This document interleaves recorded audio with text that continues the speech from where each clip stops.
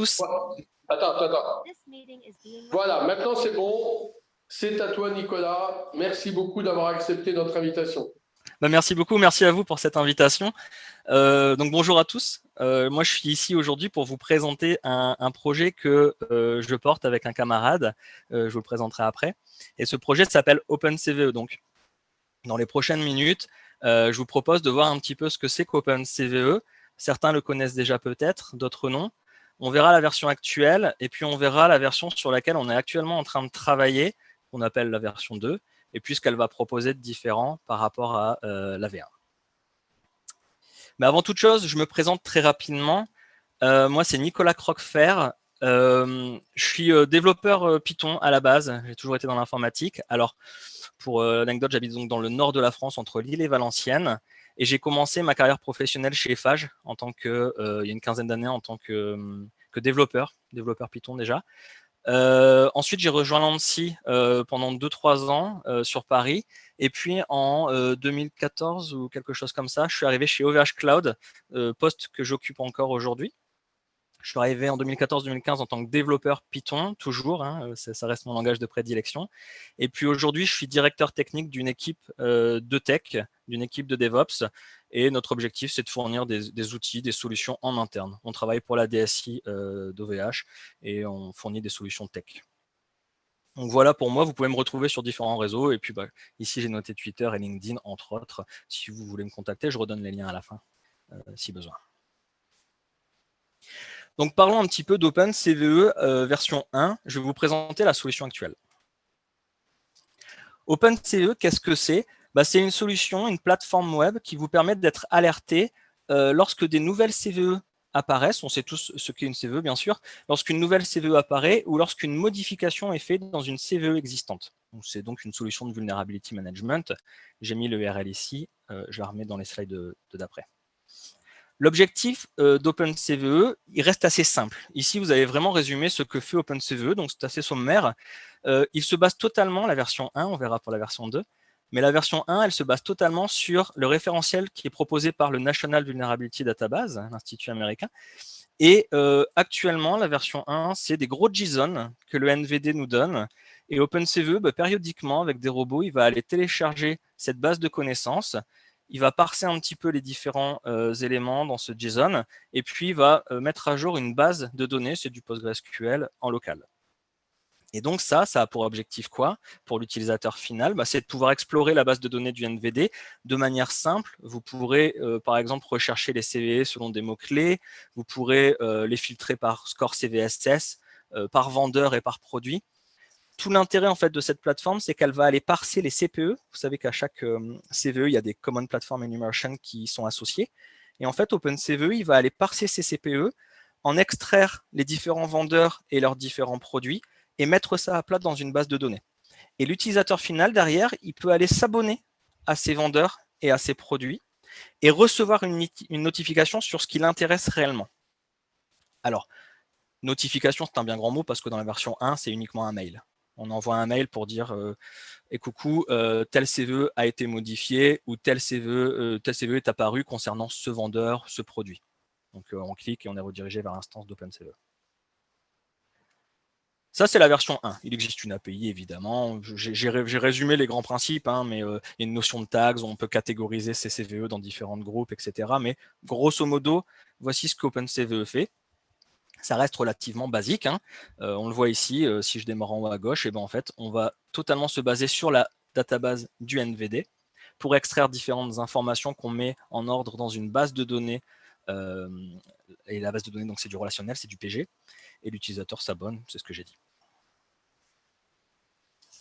Et donc, visuellement, ça ressemble à ça. OpenCVE, c'est une solution qui est une solution web, c'est une application web qui est constituée d'une API, mais aussi d'une interface web à laquelle on peut, sur laquelle on peut aller se balader. Donc, par exemple, ici, on voit qu'on est sur les vulnérabilités. On est allé les filtrer par vendeur. Dans l'exemple ici, c'est Microsoft. On voit toutes les CVE associées, mais on pourrait très bien filtrer encore plus et ne choisir que les CVE avec un score high, critical, entre 9 et 10 par exemple. Et dans ces cas-là, on pourrait voir les CVE récentes qui ont touché Microsoft. Lorsqu'on détaille un petit peu une CVE, Rien de révolutionnaire ici, hein. C'est juste, là, ça doit être Log4j, voilà, c'est l'exemple de Log4j. Mais ici, vous avez différents détails sur la CVE avec son score. On était encore en 2 et en 3 sur la version actuelle d'OpenCVE. On va ajouter la 3.1, bien sûr, sur OpenCVE 2. J'en parle dans la suite de ce meeting. Donc là, bon, c'est ni plus ni moins qu'une vue supplémentaire à ce que vous auriez si vous êtes sur le site du NVD. CVE a refait son site là récemment. C'est une autre vue encore.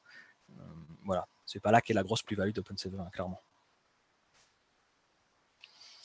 Là, c'est le fil d'activité pour chaque utilisateur. Donc, vous voyez qu'ici, alors c'est une capture, mais voilà, on a différents abonnements qui ont été faits à des vendeurs, Linux, Cisco, Python, etc. Et puis à des produits également. Je m'intéresse à WordPress, je m'intéresse à macOS, etc. Et là, bah, vous avez à gauche le fil d'actualité. Bon, c'est un vieux screenshot, hein, mais ça n'a pas changé. Vous avez le fil d'actualité de ce qui s'est passé pour ces vendeurs et ces produits-là. Puis bon, comme c'est la home page, on peut ici avoir les tags. Vous voyez, on peut résumer, en fait, ici, on peut grouper, pardon, les CVE par différents domaines d'activité. Les CVE Python, les CVE sysadmin, du P1, du P2, etc. Pas mal d'utilisateurs se servent de ces tags-là pour grouper les CVE. En termes de notification, comment ça se passe? Vous avez ici un onglet notification dans lequel vous pouvez customiser. Alors, ça reste assez basique pour le moment. On aimerait faire beaucoup mieux que ça pour la suite. Mais pour le moment, en fait, vous pouvez mettre des filtres sur vos alertes et dire je ne veux recevoir des alertes que s'il y a une nouvelle CVE qui est créée. Ou alors que si l'un de mes abonnements, je prends l'exemple de WordPress, apparaît pour la première fois dans une CVE. Vous savez, cette CVE, elle existe déjà, ça fait plusieurs jours, plusieurs semaines qu'elle est en ligne, et puis d'un coup, les CPE concernant WordPress sont ajoutés. Bah, dans ces cas-là, OpenCVE, il va le détecter, il va voir que c'est la première fois que WordPress, le produit WordPress apparaît dans cette CVE, et donc il va vous en alerter. Et vous pouvez aussi filtrer par score CVSS. Ça, c'est super pratique parce que ça évite le spam. Clairement, il y a beaucoup de mises à jour dans l'NVD chaque jour, donc plusieurs dizaines, centaines, et on évite de spammer hein, si on coche toutes les cases. Alors là, à droite, actuellement dans la version, vous pouvez décider si vous souhaitez recevoir un mail dès lors qu'il y a une modif ou un mail quotidien. Mais vous allez voir que dans la version 2, on fait une distinction entre les notifications, les directes notifications, et les rapports quotidiens. Et puis ça, c'est la finalité de la version 1 actuellement. C'est-à-dire que tout ce qu'on a fait là, on a configuré nos différents vendeurs, nos produits, nos abonnements. Mais en fait, ça, c'est le mail qui est reçu pour dire « Et coucou, la CVE 2023X, elle a changé, il y a ceci qui a changé, clique pour voir. » Et on a accès, j'ai pas fait de screenshot, tiens, on a accès à une page de rapport qui nous dit ce qui a changé avec un diff visuel. Est-ce que vous m'entendez toujours? C'est toujours OK, hein, tout le monde est là. Parce que comme j'ai pas le retour, j'espère ne pas trop parler tout seul. Oui, c'est bon. C'est bon. Merci. Deux façons d'utiliser OpenCVE actuellement. La version open source, puisqu'en fait, OpenCVE, le code source, il est disponible sur GitHub. Donc, il y a une documentation qui existe, qui explique comment l'installer from scratch avec les différents composants chez vous, mais aussi sur du Docker, donc avec les différents composants sur du Docker, le PG, le Redis, etc. Ça, c'est donc si vous avez la possibilité de le faire chez vous. Et si vous n'avez pas cette possibilité, ou si vous préférez utiliser plus simplement la version SaaS, on propose une instance hébergée sur opencve.io qui directement est utilisable, et c'est celle qu'on administre au quotidien, jour par jour.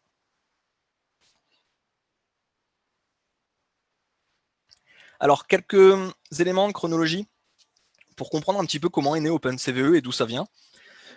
En 2019, alors j'ai mis besoin personnel. Est-ce que c'est un réel besoin personnel? Pas tellement, mais je me baladais sur le site du NVD et je trouvais que c'était pas tellement pratique. Il existait d'autres alternatives, je pense à CVE Details. CVE Details, il est pas mal aussi, mais je le trouvais un petit peu archaïque. Il m'a bien servi quand même.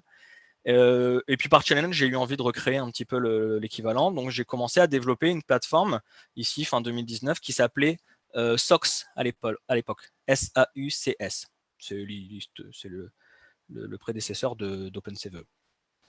Donc j'ai commencé à développer ça se passait bien en local, et puis je me suis vite rendu compte que être développeur c'est bien, mais moi je suis pas sysadmin.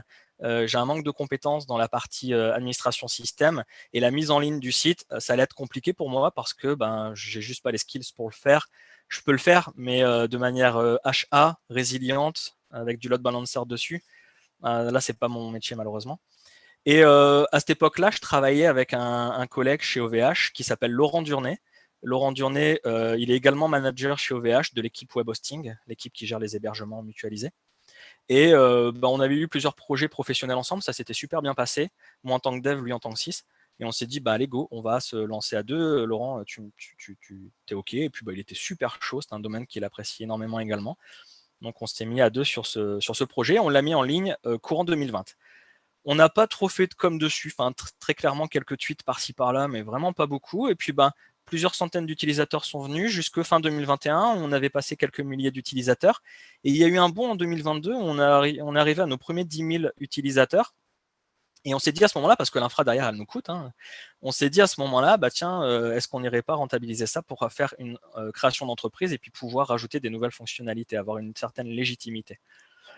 Mais encore une fois, manque de compétences de ma part, je ne suis pas entrepreneur et donc j'ai suivi une formation à la BGE Hauts-de-France pour apprendre ce métier, en tout cas être formé à avoir les connaissances de base. Et ça nous a conforté dans l'idée qu'on pouvait continuer par là. Aujourd'hui, alors j'ai regardé hier, la plateforme elle a 18 500 utilisateurs inscrits qui ont confirmé leur mail. Pas des bots, parce que des bots on en a beaucoup plus. Donc 18 500 users inscrits. On a envoyé environ 4 millions de rapports avec OpenCVE. Avant, avec SOX, on en avait envoyé 1 million.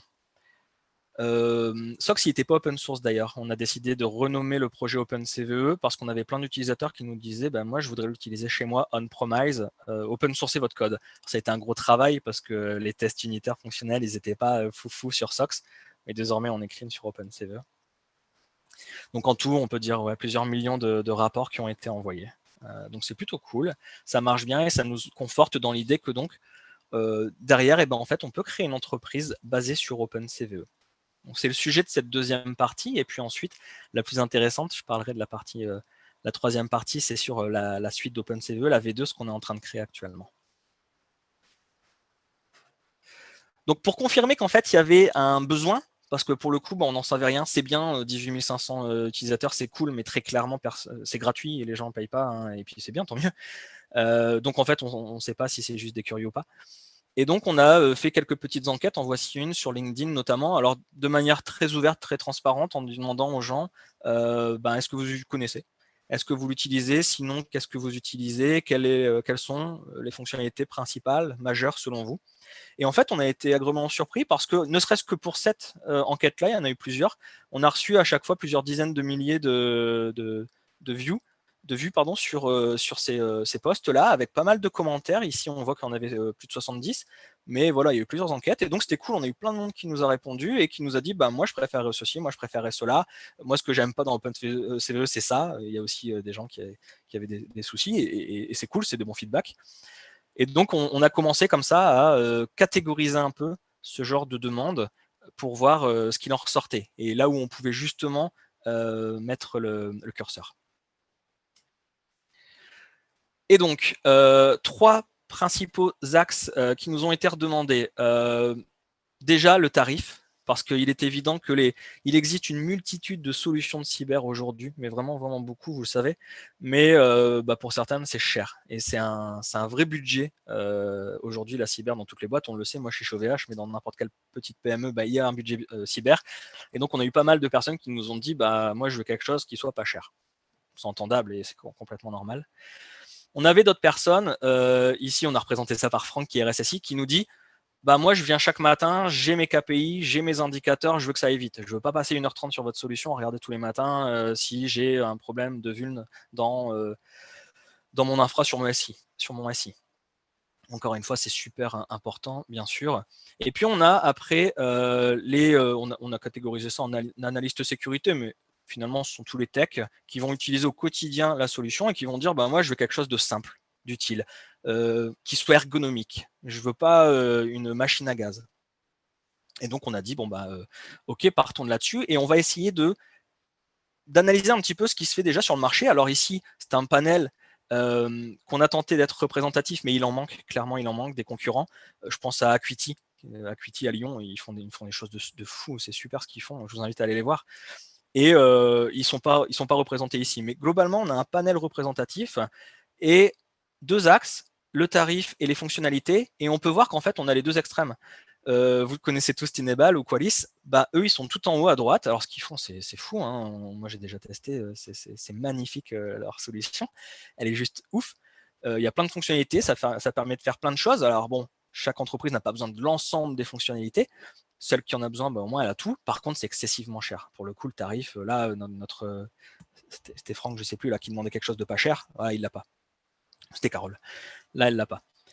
À l'inverse, on a des solutions qui, pour le coup, sont pas chères du tout, voire open source. CVE Details, vous le voyez, il est en bas à gauche.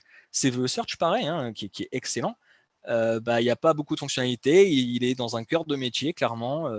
Il n'est pas cher. Nous, on s'est dit, on va essayer de se positionner au milieu de tout ça, de ne pas faire 150 000 fonctionnalités qui ne sont pas demandées, de faire les principales, utiles quand même, bien sûr, avec un tarif qui soit vraiment accessible, hein, pour le coup, parce que nous-mêmes, on ne mettrait pas trop cher de toute façon pour utiliser ce genre de solution. Et en juin dernier, ça a commencé en mai, les discussions avec Euratech. Je ne sais pas si certains d'entre vous connaissent Euratech à Lille, avenue de Dunkerque à Lille. C'est un incubateur, une ruche d'entreprise. Et depuis très récemment, en fait, ils ont intégré le campus cyber Hauts-de-France. Donc en fait, c'est une antenne, c'est la première antenne française qui est donc labellisée par Aura Technologies et qui regroupe plusieurs dizaines de startups dans le monde de la cyber à Lille. Et donc les 4 missions de ce campus ici sont d'opérer, c'est-à-dire en fait apprendre à réagir face aux attaques informatiques, mais également former, sensibiliser le public dans le privé, mais également dans le public à la cybersécurité. L'objectif du campus, c'est de mobiliser les différents acteurs de la cybersécurité et animer des événements, des workshops, des choses comme ça, pour fédérer cet écosystème. Et puis innover, faire émerger les champions de demain. C'est eux qui le disent, j'ai repris la phrase. Et donc on est en plein dedans ici. On a intégré cet incubateur en juin de cette année et on est ultra ravis parce que voilà, nous avec Laurent, on est 2 techs. Ce qu'on sait faire, on y arrive, mais par contre, il y a plein de domaines autour où on débute sur l'aspect juridique, légal, l'aspect commercial, marketing. J'ai beau avoir fait une formation, je disais avant, c'est pas 2 mois qui vont m'apprendre le métier. Et donc, on est ravis de les avoir rejoints parce qu'on pense que ça peut donner un sacré coup de boost. Et donc, le plus intéressant, OpenCVE V2, je vais vous présenter ici la prochaine version et les principales fonctionnalités qui vont être mises dans cette version. Ces fonctionnalités, elles sont nées du recueil de feedback qui a été fait via nos différentes enquêtes. Sur LinkedIn, j'en ai montré une, mais avec d'autres également. Donc les voilà ici, j'ai mis les principales évidemment, parce que vous vous doutez bien qu'il y a plein de modifications qui vont avoir lieu, mais ici c'est vraiment ce qui nous a été remonté en premier. D'abord, proposer une notion de projet. En fait, on a pas mal dans OpenCVE 1, lorsque vous vous abonnez à des vendeurs ou à des produits, vous le faites à votre nom. Donc moi, Nicolas Croquefer, sur OpenCVE, je dis OpenCVE 1, c'est la version actuellement, hein, opencve.io, et c'est ce qui est sur GitHub, hein, on est à la V1 actuellement.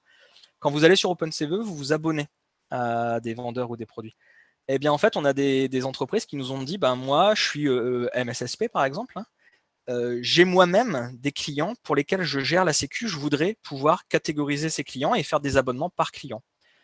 On a d'autres grandes boîtes qui nous ont dit, moi, j'ai différents pôles dans mon entreprise et je voudrais pouvoir catégoriser les abonnements sur le pôle A et puis sur le pôle B.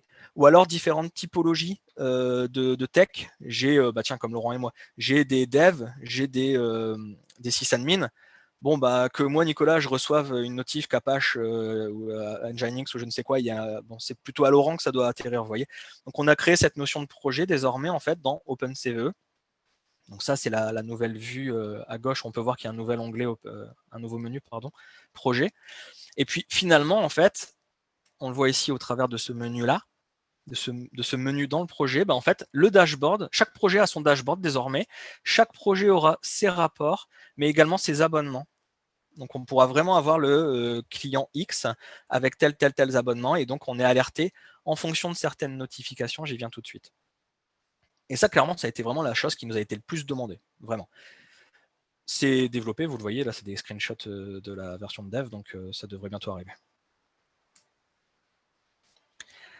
Ensuite, les notifications.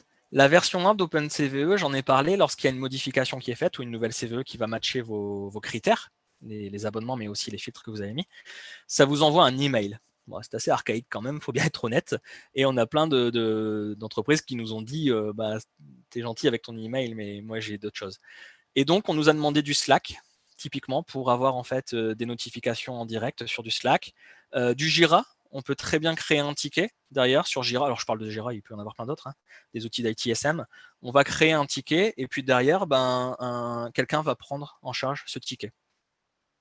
À terme, il pourrait même y avoir de la synchro en fait, hein, entre Jira, Opsgenie aussi par exemple, PagerDuty, etc. On a également les webhooks. Les webhooks, ça c'est utile si vous voulez vous-même automatiser des choses derrière avec vos propres outils, vos propres softs. Imaginons qu'une nouvelle CVE apparaisse, et ben nous en fait, on envoie un hook, c'est-à-dire on envoie un payload sur une URL que vous nous avez donnée en post avec des headers custom si besoin. Et derrière, vous réceptionnez ce payload et vous en faites ce que vous voulez. Et donc là, l'automatisation, elle est vraiment complète. Ça, pareil, c'est en place dans la version de dev. Vous voyez ici, je retourne dans mon onglet, dans mon menu tout à l'heure où on avait les différents projets avec les notifications. Et vous pouvez voir qu'ici, on a différentes notifications. Par exemple, ici, le webhook, on pourrait dire qu'on crée une notification pour recevoir tous les updates. Mais on a aussi une notification qui est le Slack. Là, c'est que les updates. Alors, je vais passer dessus d'ailleurs. Il ne s'agit que des updates qui vont concerner les scores supérieurs à 8. Donc là, on ne veut pas être non plus pollué sur notre room Slack. D'accord ? Donc ça, c'est les notifications, ça nous a été demandé.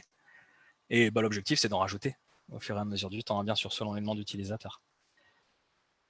Utilisation de la base de données du NVD et du Mitre. Alors ça, c'est utile, c'est plutôt cool.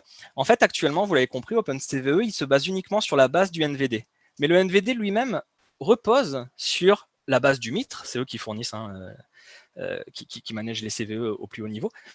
Et récemment, ils viennent de sortir un repo GitHub qui est ici, là, CVE Project /CVE List V5. Et dans ce projet GitHub, en fait, au format JSON, tout est déjà mis. Hop, c'est celui-ci. Tout est déjà mis. On a juste à aller parser ces informations-là.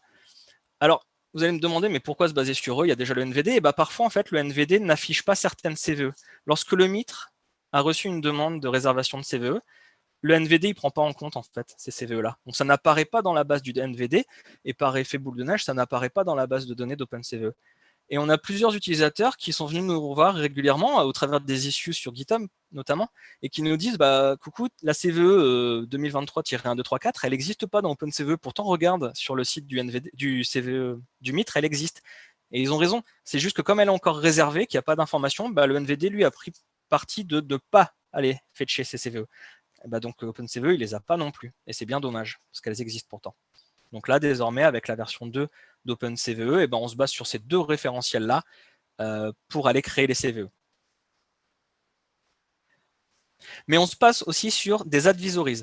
Parce que, vous le savez tous, les CVE, c'est cool, c'est bien, mais ça ne donne pas tout, ça ne dit pas tout de ce qui se passe actuellement dans le domaine de la cyber. Les bulletins de sécurité, ça reste très important. Et on sait qu'il y a des tonnes de vendeurs qui ont leur propre bulletin de sécurité. On en cite quelques-uns ici. Debian avec leur DSA. Il y a les JVN également. Ubuntu fournit ses USN. On a ExploitDB, GitHub depuis quelques temps, depuis quelques années, fournit également sa database de sécu. Et donc, ça, c'est important aussi d'aller crawler ces différents sites web-là pour savoir ce qui se passe chez eux. Alors là, j'en cite quelques-uns, mais il y en a des dizaines, des centaines. Et donc, l'idée d'OpenCVE, aussi, c'est d'agréger ces advisories-là au sein d'une seule plateforme pour voir ce qui se passe un petit peu partout et puis être alerté également là, en fonction de mots-clés ou en fonction de différentes choses. Et l'avantage de cette partie advisories, donc vous voyez ici dans l'interface, on a à gauche là un nouveau menu maintenant qui s'appelle advisories, c'est qu'en fait, bien souvent, les bulletins de sécurité de ces vendeurs en fait, sont liés à des CVE. Donc, si je suis abonné à Linux et qu'en fait, il y a une DSA qui sort, et bien en fait, cette DSA elle sera référencée sur une certaine CVE. Cette certaine CVE aura très certainement le vendeur Linux, et vous serez alerté qu'un nouveau bulletin de sécurité vient d'arriver par rapport à Debian, à Linux, etc. Donc, un lien entre les bulletins de sécurité et les CVE. Alors pour être franc, cette partie-là, elle est bien partie, elle est bien développée, mais clairement, elle n'est pas finie. Elle n'est pas finie comme les projets ou les notifications. Celle-ci, on doit encore la finaliser. Le dev est en cours. Mais c'est bien parti. Et pour finir sur ces grosses fonctionnalités de la V2, hein, on a plein d'autres idées plus tard pour la 2.1, 2.2, etc. Mais en tout cas, c'est ça qui sortira à la V2. C'est la base de connaissances, la KB d'OpenCV. Donc, vous voyez qu'en fait, il y aura un nouveau repository qui s'appelle KB, Knowledge Base, base de connaissances, OpenCV KB. On n'est pas encore tout à fait sûr du nom, mais bref, ce repo-là, qui aujourd'hui est privé parce qu'on est en train de développer, mais ce repo-là, il sera public. Et avant, je parlais des advisories. On va créer un format commun à toutes ces advisories et qu'on va mettre en fait dans ce repository. Donc sous le folder DSA pour Debian, sous le folder USN pour Ubuntu, Red Hat, etc. Et il y aura un format commun. Ici, on voit qu'en fait, on a le keyword description. Donc, tous les bulletins auront une description, mais également une key, mais également un link, mais également des related CVE. Puis d'autres choses en dessous. Je crois que de mémoire, il y a un titre, il faudrait qu'on regarde. Et puis des extras. Parce qu'évidemment, chaque bulletin a ses propres particularités et ses propres keywords à eux. L'avantage de ça, c'est qu'en fait, on va le voir après avec les technologies, mais nous, on se base, OpenCVE va évidemment aller manger cette KB-là pour avertir les utilisateurs de l'instance qu'il y a une modification sur tel CVE, qu'il y a une nouvelle advisory, évidemment. Mais vous aussi, ce sera, voilà, c'est un repo open source, je veux dire, celui-ci, vous pourrez le consommer autant que vous voulez. Vous pourrez en fait créer votre outillage autour de ce, qui est même pas lié à OpenCVE finalement, hein, autour de ce repository-là, qui à terme, notre objectif, c'est d'ajouter le plus de data sources, Debian, Red Hat et tout, le plus de sources possible à ce repository-là. Aidé par la communauté, on l'espère. Donc ça, c'était pour les principaux changements entre la version 1 et la version 2. Et désormais, je parle un petit peu de technologie parce que on aime bien parler un peu tech. Donc moi, vous l'avez compris, je suis développeur Python. La version 1 d'OpenCVE, elle avait été écrite en Flask. Flask, c'est un framework, un micro-framework Python que j'affectionne vraiment particulièrement, et même encore maintenant, je m'en sers pour faire des microservices. Il est vraiment top. Il commence à supporter la Sync.io, enfin, c'est vraiment un bel outil, un beau framework, mais par contre, il reste assez léger. Comme son nom l'indique, c'est un micro-framework, il faut toujours réinventer la roue, ou bien souvent, on a peut-être du scaffolding, mais quand même derrière, il faut refaire plein de choses. La gestion des utilisateurs, la gestion... Par exemple, un truc tout bête, mais qu'un utilisateur s'inscrive, se connecte, enfin la gestion, les sessions, c'est géré quand même, mais il y a plein de choses à refaire à chaque fois. Et c'est pas le cœur de métier d'OpenCVE, c'est dommage de passer du temps à faire ça et de ne pas pouvoir en faire sur des choses un peu plus utiles. Donc pour cette version 2, j'ai totalement réécrit le code en Django, qui a un framework bien plus complet, maintenable, c'est important, parce que la communauté connaît très bien ça. Le jour où des gens veulent faire des contributions, Django c'est connu. Là où Flask, en fait, on peut créer... Flask qui est connu, c'est pas le souci, mais lorsqu'on crée un projet sous Flask, on choisit un peu l'architecture qu'on souhaite. Django va nous forcer à une certaine architecture logicielle qui, en fait, est un super point positif parce que tous les développeurs Django vont très vite retrouver leur bébé dans un code source Django. Donc c'est cool. Vraiment, moi, je suis tombé amoureux il y a quelques mois en passant de Flask à Django et c'est vraiment top. Il y a plein d'avantages. En termes de sécurité, Django, il gère tout. On peut parler, je ne sais pas, les injections. Il a un ORM pour l'accès à la base de données, donc les injections SQL, elles sont évidemment checkées. Les XSS au travers du rendering HTML. Il y a également les CSRF, Cross-Site Request Forgery, qui sont dans les formulaires gérés from scratch, et puis il n'y a rien à faire, tout est fait pour nous. C'est vraiment bien fait. C'est sincèrement bien fait en termes de sécu, donc là encore, on y gagne. Les extensions, ça c'est juste fou parce que la communauté de Django, elle est énorme. Demain, on souhaiterait par exemple proposer de la SSO sur OpenCVE. Et donc pouvoir se connecter avec son compte, je ne sais pas, LinkedIn, Google, GitHub, on n'a pas encore défini les providers, mais c'est l'idée.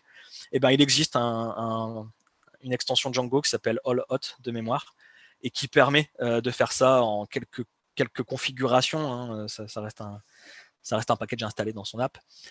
C'est super simple, ça va vite, c'est vraiment cool. La doc, la communauté, il y a un admin qui est auto-généré, donc ça c'est pas mal aussi, on gagne un temps fou, et puis plein d'autres avantages de l'ORM, j'en ai parlé. Donc premier gros changement aussi, au-delà des futures, d'un point de vue technologie, sur OpenCVE, on reste à Python, mais on change le framework, on passe de Flask à Django. Un autre framework sur lequel je suis tombé sous le charme, c'est Apache Airflow. Alors Apache Airflow, c'est un scheduler. Ça fait désormais partie de la fondation Apache. Hein, et c'est un outil qui fait partie de cette fondation. Ça a été créé par un Français d'ailleurs. Et Apache Airflow, c'est un scheduler. Vous allez créer du code Python qui va être exécuté de manière périodique ou selon certains événements. Et au cœur d'Apache Airflow se situe ce qu'on appelle les DAG, Directed Acyclic Graph. Directique parce qu'en fait, votre workflow, il va aller dans un sens. Les tâches, elles vont s'exécuter dans un ordre bien défini. Acyclique parce qu'en fait, on ne peut pas revenir derrière. C'est-à-dire que ça ne peut pas boucler. Et graph parce que c'est un graphe. Et tout le concept, en fait, s'adapte parfaitement bien à OpenCV, à cette deuxième version. Vous voyez qu'en fait, chaque heure, désormais, c'est le scheduler Airflow qui va aller lancer différents workflows et qui va aller analyser les changements dans les différents repositories Git. Donc, OpenCVE, la KB que j'ai montré juste avant, mais aussi dans le repository Git du Mitre, CVE list V5. Ils sont passés en JSON 5 maintenant, donc il s'appelle CVE list V5. Donc il va y avoir déjà cette analyse des changements, on va aller faire du git clone, du git pull, etc. Mais on va également aller faire différentes requêtes dans la base de données SQL d'OpenCVE pour voir qui s'est inscrit, a fait des subscribes à quel vendeur et quel produit, avec quel filtre. Et de cette manière, on va pouvoir en fait corréler les changements avec les demandes utilisateurs. Et puis évidemment, Airflow va s'occuper d'envoyer les notifs et les rapports. Et donc, vous voyez ici qu'en fait, c'est ça un DAG, c'est ça un workflow. Ça, c'est chaque personne qui installera chez elle OpenCVE V2 aura Airflow qui tourne. Et donc, Airflow, il vient avec une interface web qui aura l'interface d'Airflow. On est plus ici pour les mainteneurs de l'instance OpenCVE. Et puis, il y a l'interface OpenCVE qui est faite pour utiliser au quotidien OpenCVE. Et vous voyez que en fait, ça matche plutôt bien le besoin. Hein. On a ici un groupe de tâches, ce sont les fetchers. On va faire des git pull. On va ici aller parser les différents changements pour dire qu'est-ce qu'il y a de nouveau. Ah tiens, telle CVE elle a changé. Je crée donc un nouveau change dans la base de données d'OpenCVE associé avec des events. Le summary il a changé, son score il a évolué, etc. Il y a une nouvelle advisory également. Donc ça c'est tout le travail de ça là ici, puis d'envoyer à la base de données d'OpenCVE. Et puis derrière c'est ici dans cette petite boîte de reports qu'on fait la corrélation entre ces nouveaux événements et ce que les users veulent. Je veux être averti dès lors qu'en fait il y a un changement sur tel vendeur, dont le score il est plus haut de un tel. Et donc c'est là qu'on crée son rapport. Et puis évidemment il y aura le système de notification. J'ai dit que je parlerai des notifs, je le fais maintenant. La version OpenCVE 1, j'en ai parlé, c'était extrêmement basique. Ça recevait un mail. Dès lors qu'il y avait une modif, on recevait un mail. Super. Aujourd'hui, en fait, il y a deux façons de recevoir les notifications. Ce que j'ai montré plus tôt, avec Slack, les webhooks, une Jira, c'est-à-dire que c'est la notification instantanée. Dès qu'il y a une modif, bam, on la reçoit en fonction de certains critères, hein, le score, etc. Et il y a aussi le rapport quotidien. Ça, c'est là. C'est-à-dire qu'en fait, chaque jour, vous recevrez un mail par projet, hein, du coup, c'est un rapport par projet. En fonction des abonnements, voici ce qui s'est passé dans le monde des CVE aujourd'hui pour tes abonnements. Donc ça, c'est un rapport quotidien. Mais en parallèle, vous recevez des notifications instantanées si vous voulez réagir beaucoup plus rapidement. On finit par quelques technologies. Je ne sais pas du tout si je suis bon dans le temps. Dites-moi, c'est bientôt la fin. J'espère ne pas être trop long. Oui, tu finis normalement. Bon, on est bon alors. Différentes technologies qui sont utilisées dans OpenCVE. Alors, je vois qu'à part Git, c'est pareil pour la 1. L'utilisation de PostgreSQL. Voilà, en termes de SGBD, nous, on a choisi PostgreSQL parce qu'on est beaucoup plus à l'aise dessus.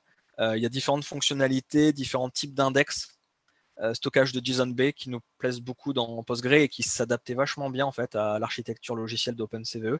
On est parti là-dessus. Et puis, dans la version 2, là, on se sert énormément des procédures stockées. Ça, c'est top. En langage PSQL, PLSQL, je ne sais plus comment on dit, le langage SQL de Postgre, on peut faire des conditions dans SQL, des boucles, des choses comme ça. Du coup, en fait, ce qu'on fait, c'est qu'on crée la procédure côté SGBD, il y en a plusieurs d'ailleurs, et Airflow, lui, il a juste à faire un call, le mot-clé c'est call, tout comme vous avez select, insert, delete, là il y a un call, CA2L, avec le nom de la procédure stockée, avec différents paramètres à passer en entrée, et derrière, en fait, ça appelle la procédure stockée et ça fait son petit algo comme ça. Et c'est super. C'est en termes de latence sur le réseau, ça fait vraiment gagner plein de requêtes. C'est cool. Donc ça, les procédures stockées, elles sont dispo dans PG. Je ne sais pas si on aura une version minimale, mais peut-être la 13 ou la 14. On va essayer d'en mettre une plus haute pour dire d'éviter les problèmes de sécu. Mais voilà, Postgre pour nous, on en est très content.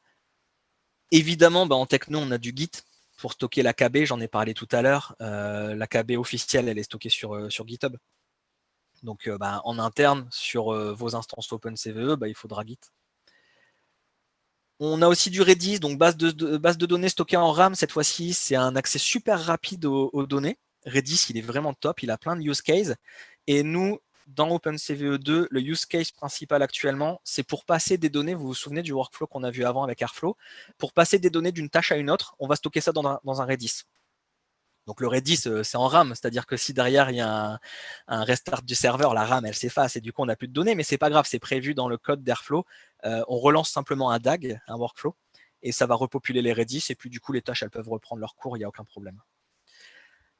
Actuellement, c'est la seule utilisation, mais Redis il est souvent utilisé pour faire du cache dans les applications web. Donc Django, il se marie parfaitement bien avec ça.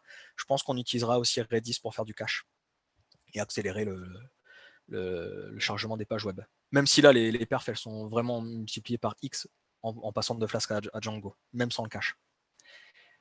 Et puis pour finir, du Docker pour la partie déploiement, parce que déployer from scratch, c'est bien, mais c'est quand même un petit peu archaïque. Donc Docker avec un Docker Compose pour tous les...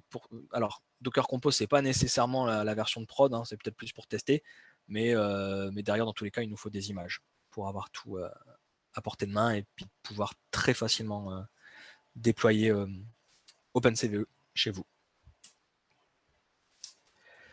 Doit être le dernier slide ou l'avant-dernier. Donc, quelles sont les prochaines étapes pour OpenCVE?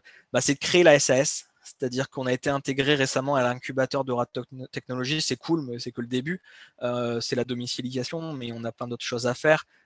Dépôt des statuts, le compte pro, l'expert comptable, etc.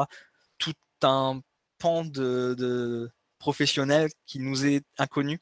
Donc on va être coaché par Auratech, heureusement, merci à eux. Et ça va être aussi un beau challenge. On souhaite rechercher des sponsors, des partenaires, parce qu'en fait, OpenCVE, vous l'avez vu, on a plein d'idées, mais en fait, ces idées, elles sont nées des entretiens, des questionnaires qu'on a lancés sur LinkedIn et autres. Donc en fait, c'est les boîtes qui sont les plus à même de nous répondre sur ce qui est important ou pas dans cette nouvelle version. Et c'est à suivre. Donc en fait, là, on est vraiment en recherche de sponsors, de partenaires avec lesquels co-construire cette nouvelle version. Il va falloir finir la V2 parce que là, c'est bien. Je vous ai montré des screenshots, mais derrière, il y a du dev et clairement, c'est pas fini. Il y a quand même pas mal encore de boulot. En termes de TA, ce serait cool qu'on soit à la rentrée, mais bon, on est déjà en juillet, août, ça passe vite. Donc, Q1, j'y crois bof. Donc, je sais pas, septembre, octobre, novembre. En tout cas, 2023, ça c'est sûr. Une fois qu'on aura fait cette V2, faut migrer la V1 parce que par exemple, les schémas SQL, enfin les schémas de base de données, ils ont changé, c'est plus les mêmes. Les passes, ils sont toujours hachés, mais c'est pas le même. C'est pas le même algo, donc il y a plein de migrations à faire comme ça. Et puis il faut aussi laisser du temps à nos users pour migrer. Parce que voilà, la rétrocompatibilité, ça reste important, on en est conscient. Il y aura une grosse partie de com, en fait une grosse partie d'évangélisation sur cette nouvelle version. C'est un petit peu ce que je fais d'ailleurs aujourd'hui. À nouveau, merci pour cette invitation. Mais on va continuer dans les prochains mois à communiquer un petit peu parce que je vous dis pour le moment, ça marche bien. On se rapproche des 20 000 users. Mais c'est bouche à oreille qui fait. Donc voilà, là on voudrait maintenant commencer à accéder en fait à des clients un peu plus professionnels. Recueil de... Pardon. Oui, je t'ai coupé. Je voulais te remercier pour cette présentation. Merci beaucoup. Avec plaisir. De toute façon, c'était mon dernier slide, donc je suis ravi vraiment d'avoir été là et puis d'avoir pu présenter. Et voilà, et donc on va couper l'enregistrement.